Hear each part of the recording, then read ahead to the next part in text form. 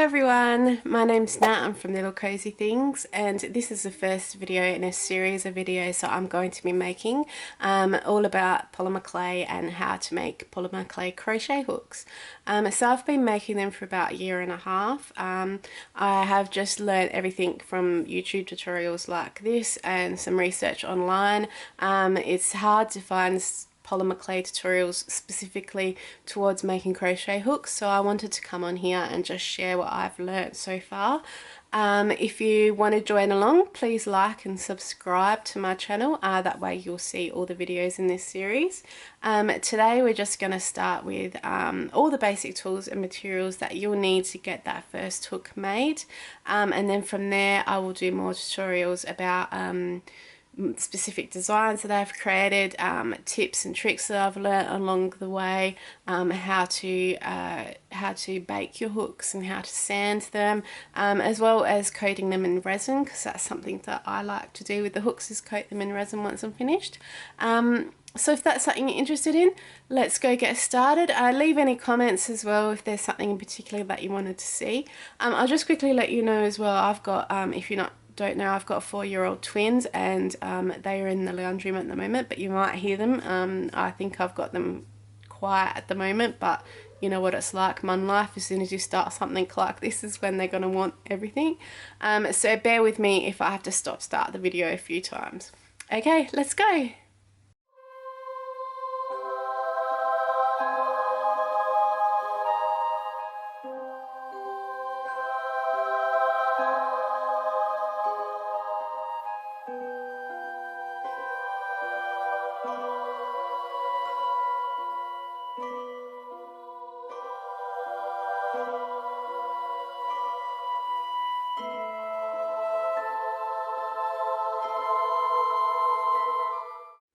Okay, so first off, I thought I'd just show you a quick view of where I'd make my hooks. So this is a corner in my craft room that I have dedicated to making the hooks. I've got some storage here that has all my clay and bits and pieces in it, tools and everything like that in there. And up here I have these little boxes that store all the polymer clay that is used, like the scraps left over and bits that I'm currently still using. The beauty about polymer clay is it is oven baked, not air drying, so you don't need to keep it sealed, just in a dust-free environment. So as you can see, like this drawer is partly open here, but it's nothing to worry about. The clay won't ever cure without being oven cooked. So it needs to be at 130 degrees Celsius before it will start baking. So that's the great thing about polymer clay is you can take your time with it and you can leave it out. Now I'm going to go through, like I said before, the basic tools that you need. So the first thing I'm going to show you here is what's on my desktop, and what I have here is a huge big porcelain tile, and then I have a little ceramic tile. Now all you really need is this one. I just eventually moved up to getting a bigger one, so I had more space to spread out on. But a little ceramic tile like this is perfect. It's just a bathroom tile. You can get one from a hardware store or from a tiler. Maybe they got some offcuts somewhere. If you don't have a tile, you can't find one, you could use the glass out of a picture frame. Just take the glass out. I used a glass chopping board before.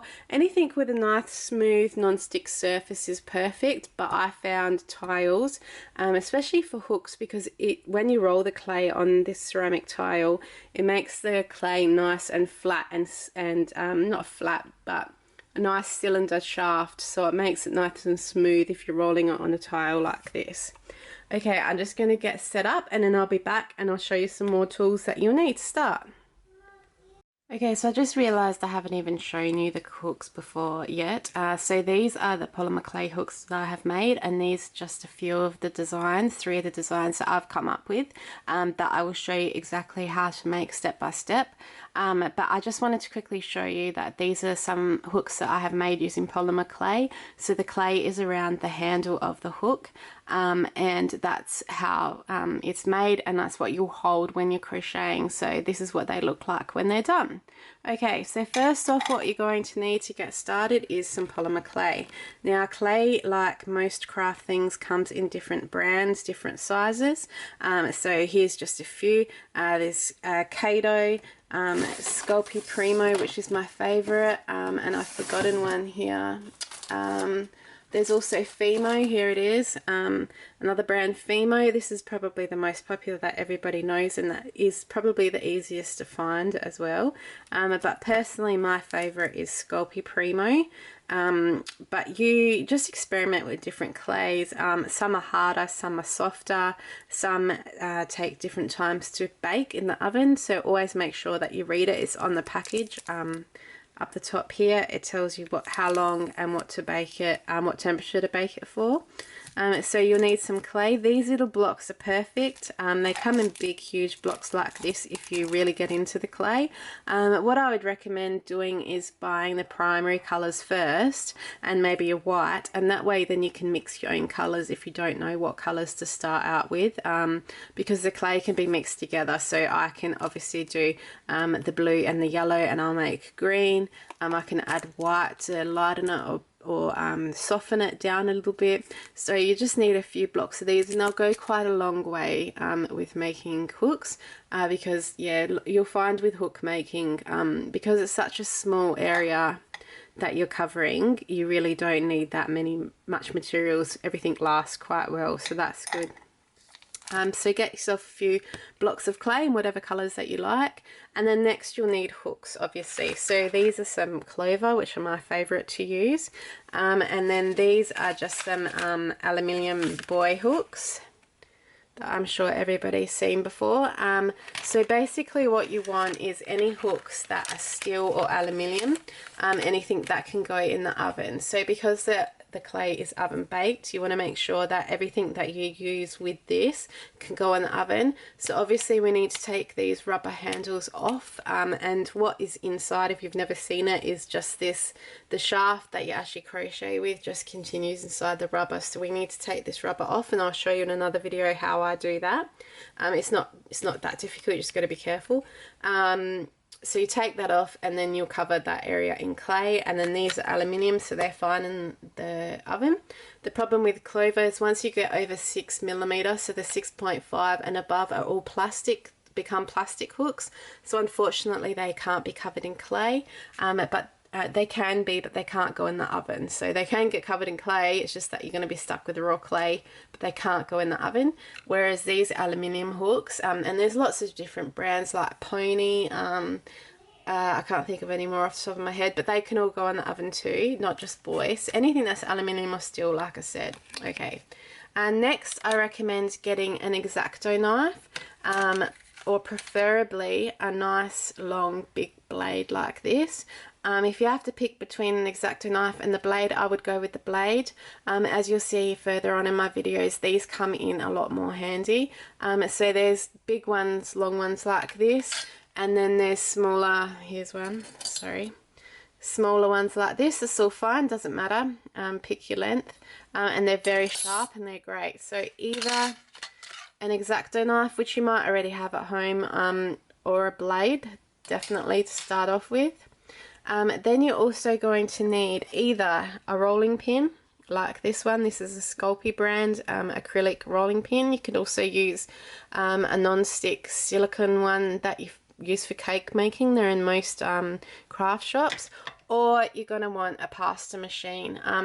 Now the pasta machines are quite expensive, and it's probably something that you're not going to get straight away until you've decided whether or not this is something that you want to continue with, because they're quite pricey, whereas the rolling pin is quite cheap. The only thing is that you'll find if you do enjoy making hooks, you're going to want to get a pasta machine fairly soon, because the rolling pins, although they're great and they do the job, they're rather strenuous, a lot more work, and you can't control the thickness like you can with a pasta machine with the dial here. So either a pasta machine or a rolling pin, you'll need one or the other to start with. And then you're going to need some rubbing alcohol and some baby wipes.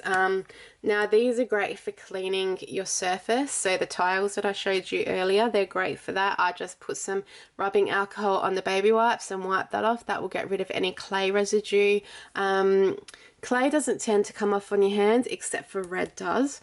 But it will wipe off with baby wipes or rubbing alcohol, and the same with this surface. It kind of like Play-Doh does, it leaves kind of a film. Plus you're going to, if you're using multiple colors, you're going to want to clean down your surface before you start with a new color, because like I said, red tends to not stain but kind of bleed, I guess. And then if you went and used white, you're going to end up with pink clay.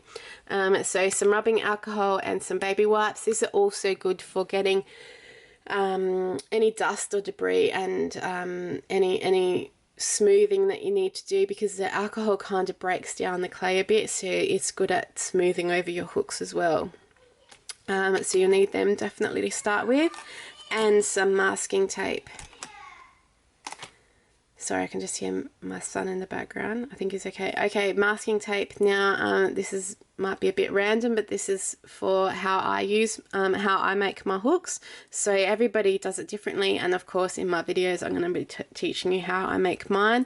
And to make mine, you'll be needing some masking tape, normal standard masking tape, just from any shop, supermarket. And I forgot to get this out, I'm just grabbing it now. So you also will want to get some liquid polymer clay. So this is liquid poly clay. This is by the brand Kato. Again, there's lots of different ones available and different brands. I just like this one. It works really well and it's really cost effective. So all this is liquid form clay. So this is solid form and this is in the liquid form. It's got more of a consistency. This is very similar to Play-Doh, I'd compare it to, just maybe a little bit firmer than Play-Doh. And this has consistency of like, I don't know if they still got it, the old clag type glue, the really thick kids crafting glue. So that's more what the consistency of this is like. And you'll need this along with the masking tape for the way I make my hooks. So get yourself some of that, and you'll be able to get this with wherever you find clay. They should have liquid polymer clay. And one other thing that I recommend getting is just a silicone tool like this. It's got a point on the end, it's got a silicone point on the end, and it looks like a paintbrush. You should be able to actually find these at craft stores or cake decorating stores. Just get the one if you can with a rounded pointed tip, and I find them really useful for the way I like to make hooks. So I use this every time as well, so I thought I'd just add it in there because you will see me doing it when I'm making the hooks. And last but not least, like I mentioned, I'm just going to get up and move here. Polymer clay is oven baked, so just move over here. You'll need an oven. Now I use this small convention oven, but you are more than welcome and absolutely able to use your kitchen oven if you prefer. And that's what I did to start off with, and then as I got more into it I decided to get a smaller convention oven, basically because it's more cost effective and easier and less time consuming for me to turn this on and for this little oven to heat up than it is to heat up my big kitchen oven. Plus I could have it in here instead of going out to my oven. The only thing I'd recommend is after you've baked your hooks, don't cook food that you're going to eat in the oven for at least a couple of hours, just in case there is any fumes or you accidentally burn your hooks, anything like that. You don't want to be putting food that you're going to eat in the oven after that. But otherwise it is still safe to cook your food, don't worry about that. Now the only other thing that you'll definitely want, you'll see it in here, is an oven thermometer.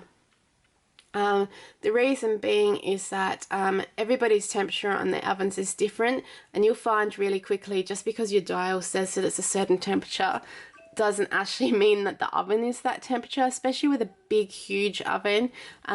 You'll actually find that the dial might be pointing to 160 degrees Celsius, but you put your thermometer in there and it says it's 120 or 180, and the problem with that is you're either going to undercook or overburn your hooks, and you don't want to be doing that. So this, I keep it in the oven all the time, and I've got my oven the beauty with the convection oven is I've got it permanently set exactly to the temperature every time. But this just, I know when it gets to a certain temperature that it's ready for the hooks to go in. And I can also watch it in case it spikes, because you'll notice that your oven might go up and down, and you can adjust it as well, because you really don't want to be burning your hooks, and you also don't want to be undercooking them, otherwise they will be destroyed as soon as somebody uses them. So yeah, you definitely need an oven of some sort. So that's it. I'm sure I've probably forgotten something. I'm really sorry if I have. I'll let you know in other videos if there's anything else that I think of. But of course, first you're going to need some sort of clay, some hooks, some sort of roller to roll out the clay and also condition it, which I will do in another video, masking tape, liquid polymer, clay, rubbing alcohol, baby wipes, and some sort of blade, and the oven. Okay, I hope you find that first video informative. Let me know if you got any questions or comments, and yeah, I'll see you in the next video. Bye.